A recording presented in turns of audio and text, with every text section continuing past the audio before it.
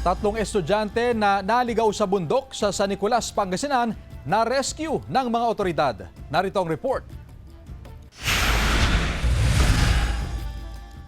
Mag-aalauna ng hapon nung Sabado, nagkita-kita ang tatlong lalaking magkakaibigan, edad 17 hanggang 18, sa harap ng munisipyo sa San Nicolas, Pangasinan. Nagmeryenda at pagkatapos ito, nagkayayaan na umakyat sa PC Bato, isang bundok sa bahagi ng barangay San Nicolas East. Alas 3 ng hapon umakyat ang tatlo, pero bandang alas 7 ng gabi, dumulog daw sa himpilan ng pulisya ang magulang ng isa sa mga binatilyo. Humihingi ng tulong na ma-rescue ang magkakaibigan na naligaw sa bundok. Nagsanib puwersa ang San Nicolas Police, MDRRMO at mga barangay official sa rescue operation. Matapos ang halos 3 oras na paghahanap, natagpuan ang tatlo. Na-obtain ng ating kasamaan, yung MDR at San Nicolas, yung grid coordinates.